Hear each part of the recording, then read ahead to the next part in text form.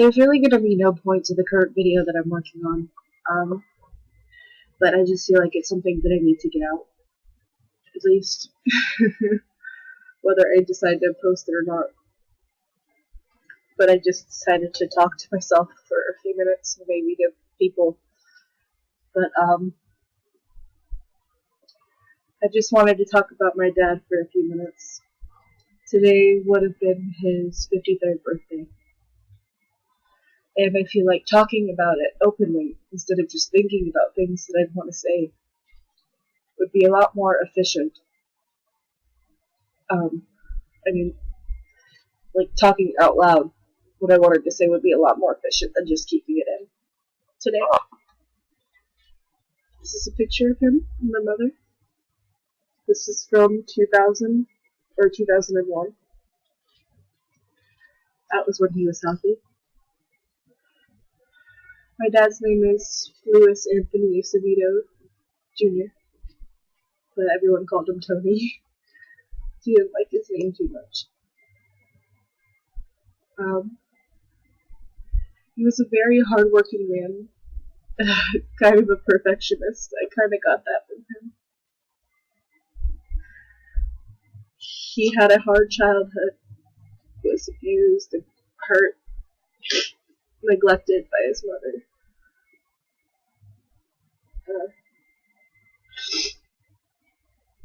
I just know that he grew up in New York. Grew up one of those little thugs on the streets.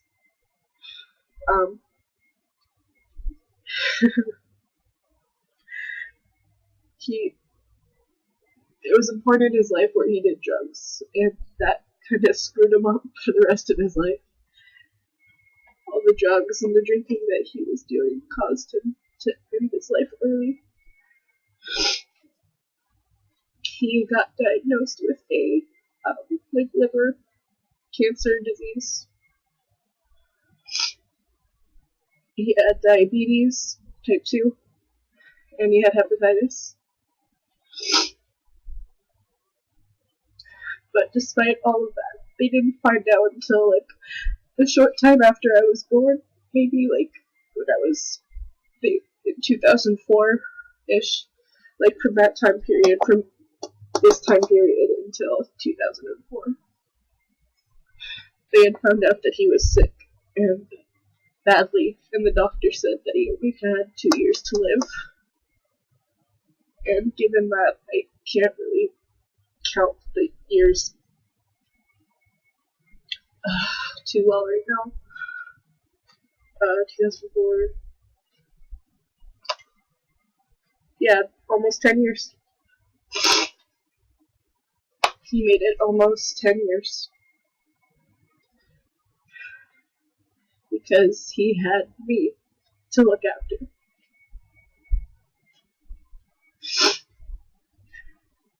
He told me every day that I was the light of his life, his pride and joy, and the only thing that he lived for. He died last year, on July 18th, at 8:29 in the morning. We were out of a house. We were living at my grandmother's, his mother.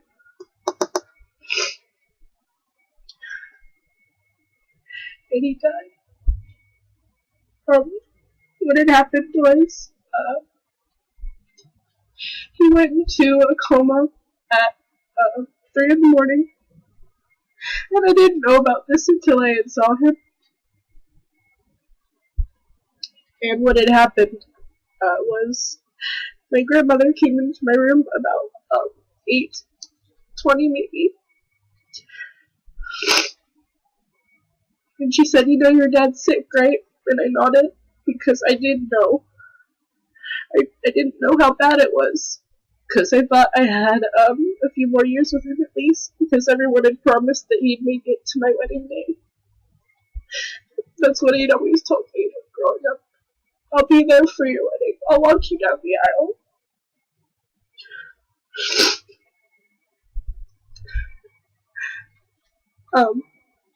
And she brought me out to a nurse that I didn't know was there. And the first thing out of my mouth was, "Is he gonna be okay? Can you help him?" And the lady just kind of gave me this sympathetic look. And then I knew. She told me, "You might want to go say goodbye." My mom didn't think it was necessary to come and get me yet, because this kind of thing had happened before with him.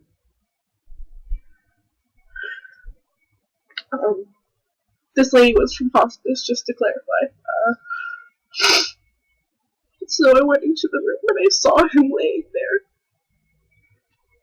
unconscious, unmoving.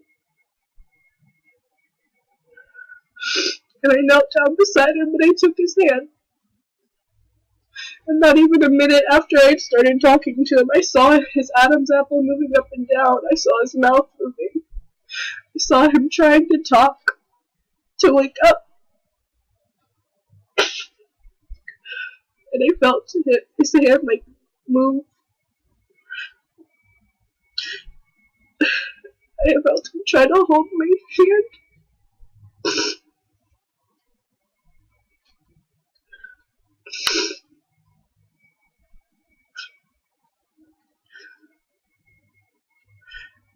And I told him I loved him.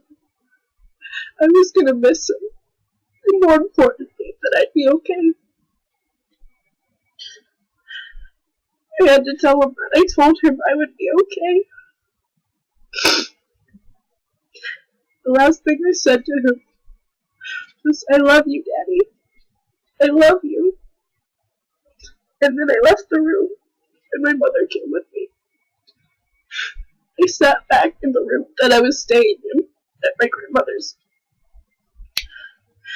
And not even 20 seconds. We weren't even in there 20 seconds, and the nurse came in the room. And she kind of hid behind the door a little bit, but I leaned over so I could see what she was saying. And then she mouthed, "He's gone."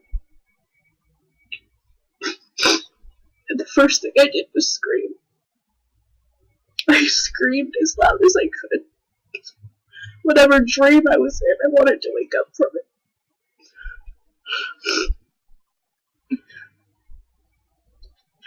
And just like that, he was gone.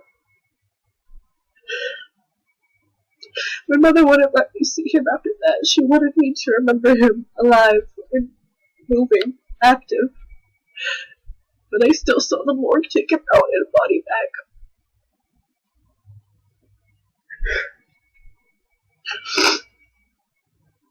It's been over a year since that day, and it plays over and over in my head every time I close my eyes.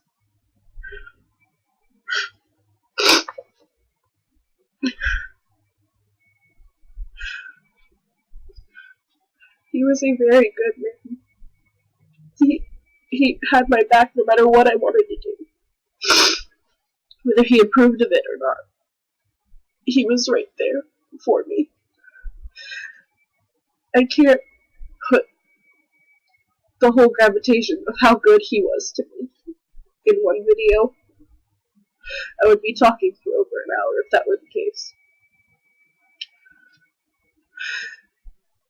But he was such a good man. You could ask anybody who knew him, even for a minute, and they would tell you that he was a good man. He was a good man. He helped people. He cared for people. And he just got dealt a very bad hand in life. One that he didn't deserve. All he wanted to do was work and provide for his family and his little girl. But even that was taken away from him. He couldn't work and do anything to help me. I think the worst part about it all was 2 months before all of this happened. I came out to him crying in the house that we rented at the time. And I said, "I had a dream. You died. And I don't want that to happen." And he told me, "I'm not going anywhere for a long time." And I believed him.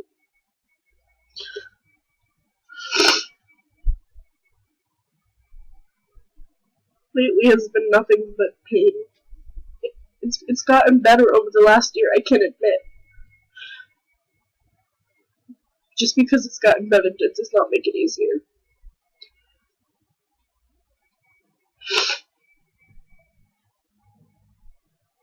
Because these are the years I need my dad the most, and I don't have him. And I know I'm not the only one out there dealing with this. Everything has been hard. It's hurt. And to make matters worse, he spent half of his life in a hospital. And lately, I've been sick. Really, really sick. In fact, when my mother gets back now, I'm going back to the hospital because I've gotten an allergic reaction all over my arm. We don't know from what. I just got healed of mono and strep throat. Now I'm back at the hospital with an allergic reaction to I don't know what. I miss my dad a lot. He didn't deserve to go the way he did.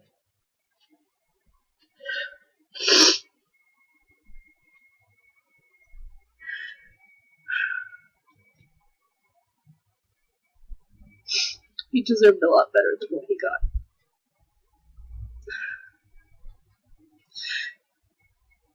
I didn't get to see him much towards the end of his life because I was so depressed with the situation and the medication that he was taking. He took way too much of it all the time to numb the pain, and it made him crazy, like loopy. And I didn't want to be around that. And that was my bad. Because I didn't see him 2 days prior. Like, we stayed at the same house, but I didn't see him for 2 days because I couldn't go out of the room. I didn't want to leave the room. And I will regret that and keep that on my conscience for the rest of my life. That I didn't see him when I should have. People keep telling me it's not my fault. But if I don't believe that, what's the point? To anyone who's ever lost a parent at a young age, their teenage years, I'm sorry. And I know exactly how you feel. I know it's hard. And I'm sorry. Whoever watched this full out, thank you. I do feel better talking about it. And again, to anyone who's ever lost a parent at a young age, I'm sorry.